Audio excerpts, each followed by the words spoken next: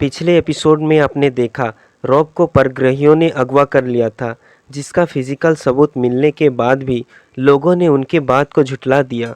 आज का एपिसोड शुरुआत करने से पहले अगर आप हमारे चैनल पे नए हैं तो जाके सब्सक्राइब कर दें और बेल आइकन को दबाना ना भूलें। अगर आपने पिछले एपिसोड को नहीं देखा है तो जाके देख लें, लिंक डिस्क्रिप्शन पे है। शुरुआत करते हैं। मैं हूं सूरज और आप देख रहे हैं मेरा यूट्यूब चैनल पिरामिड 09।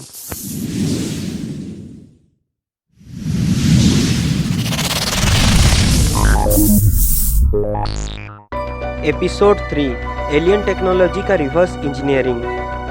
शुरुआत करने से पहले ये समझते हैं कि रिवर्स इंजीनियरिंग क्या है। इसे इस तरह से समझिए, मान लीजिए कि आपके पास कोई अनजानी सी टेक्नोलॉजी या फिर कोई डिवाइस है जिसे आप तोड़ेंगे और खोलकर पता लगाएंगे कि वो चीज़ कैसा काम करता है, और उसके बाद उस चीज़ का आप डुप्लीकेट बना सकते हैं या फिर उस चीज़ को और बेहतर बना सकते हैं। इसे ही कहते हैं रिवर्स इंजीनियरिंग। क्या अमेरिकन गवर्नमेंट क्रास यूएफओ को अपने कब्जे में लेकर उसका स्टडी करता है? क्या एलियन टेक्नोलॉजी का रिवर्स इंजीनियरिंग हो रहा है? क्या वो मटेरियल किसी अलग दुनिया के थे? क्या वो सब आज भी हो रहा है? सारे सवाल का जवाब जानने के लिए वीडियो को अंत तक जरूर देखें। अप्रैल 2020 में पेंटागन ने कंफर्म किया अमेरिकन मिलिट्री एयर स्पेस में काफ़ी लंबे समय से अनआइडेंटिफाइड फ्लाइंग ऑब्जेक्ट का सामना कर रहा है। वो क्राफ्ट जिस तरह से मूव कर रहा था उसे बयां नहीं किया जा सकता, और उनकी टेक्नोलॉजी हमारे टेक्नोलॉजी से काफ़ी आगे की थी।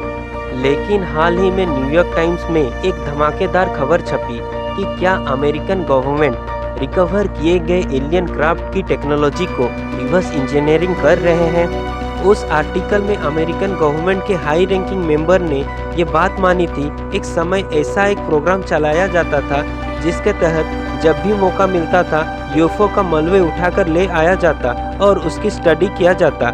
ऐसा आज भी हो रहा है। Astrophysicist doctor Eric W Davis बताया कि उन्होंने डिपार्टमेंट ऑफ डिफेंस से मार्च 2020 में कहा था कि उनके पास कुछ ऐसा व्हीकल है जो इस दुनिया में नहीं बने हैं।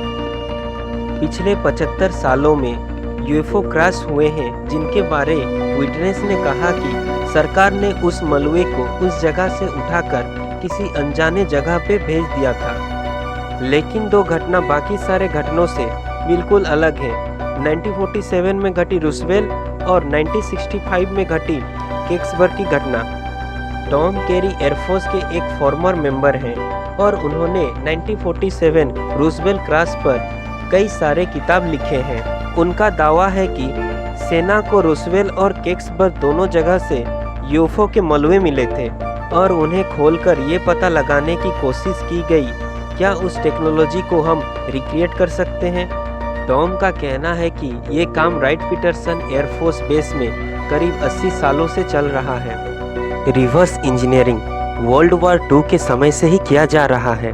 टॉम के हिसाब से हम सब ने रूजवेल्ट के घटना से ही ट्रांजिस्टर, केवलर, लेजर और एक अनोखा मेमोरी मेटल मिला था जिसे मोड़कर हाथ में रखा जा सकता था, फिर उसे किसी फ्लैट सरफेस पर फैलाया जा सकता था, फिर उसके बाद ही वो अपने आप खुल जाता और अपने ओरिजिनल शेप में लौट आता।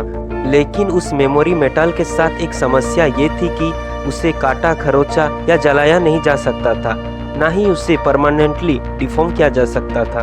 रूजवेल्ट क्रैश के फौरन बाद से ही 1948 से पहले मेमोरी रिकवर मटेरियल जैसा कुछ नहीं था। कुछ साल बाद मेटोलॉजिकल कंपनी बेटल से कॉन्ट्रैक्ट करने के बाद गवर्नमेंट ने बड़ी साइंटिफिक खोज का ऐलान किया। 1962 में सरकार ने एक प्रेस कॉन्फ्रेंस करा के बताया कि उसे एक नया मेटल मिला है जिसका नाम है निटिनॉल। निटिनॉल भी मेमोरी मेटल जैसा था, लेकिन वो ओरिजिनल उतना अच्छा नहीं था। निटिनॉल का इस्तेमाल हार्ट वाल्व बनाने के लिए किया गया और स्पेस प्रोग्राम में भी उसका इस्तेमाल हुआ। निटिनॉल के बाद से ही यूएस मिलिट्री को स्टेल्थ का आइडिया मिला। उन्होंने एयरक्राफ्ट के ऊपर मेमोरी मेटल लगा दिया जिससे वो रडार पर नजर नहीं आता था। U-2 ऐसा पहला एयरक्राफ्ट था। उसके बाद SR-71 ब्लैकबर्ड स्टेल्थ आया। कई लोग मानते हैं कि एयर स्पेस टेक्नोलॉजी में इस लंबी छलांग का असली वजह मिलिट्री का एलियन टेक्नोलॉजी का रिवर्स इंजीनियरिंग करने की कोशिश थी। लेकिन उन्हें आज तक पता नहीं चल पाया कि रोजवेल का यूएफओ कैसे उड़ता था। 50s में मिलिट्री ने सर्कुलर क्राफ्ट बनाने की कोशिश की, लेकिन वो बड़ा अनस्टेबल था। ट्रायंगुलर शेप क्राफ्ट को देखने के बाद बहुत से लोगों ने की थी। टॉम का कहना है कि नेवाडा में उन्होंने जो देखा उन पर आज मिलिट्री काम कर रहे हैं। कमेंट करके बताइए नेवाडा में ऐसा क्या चीज़ है। लेकिन सवाल उठता है कि क्या आज भी राइट पीटरसन में रिवर्स इंजीनियरिंग हो रहा है? सवाल का जवाब है नहीं। टॉम का कहना है कि चूंकि लोगों को अब पता लग चुका है कि मिलिट्री राइट पीटरसन में रिवर्स इंजीनियरिंग कर रहा है, अब वहां उसे भेजा नहीं जाता और उसे किसी दूसरे जगह पे लिया जाता है। एक ऐसा शख्स है जो राइट पीटरसन में काम किया करता था और वो है प्रोजेक्ट ब्लू बुक के इकलौता जिंदा मेंबर ऑपरेटिव जेनी जैदमैन। जेनी का कहना है कि सबूतों से ये पता चला बेटल ने रूसवेल आर्टिफैक्ट को एनालाइज किया था। जेनी का ये भी कहना है उस मटेरियल का बेटल में रिवर्स इंजीनियरिंग किया गया और नासा का जन्म हुआ था। आज के लिए बस इतना ही। अगर आपको वीडियो अच्छा लगा है तो कमेंट करके ज़रूर बताएं। मिलते हैं नेक्स्ट एपिसोड में।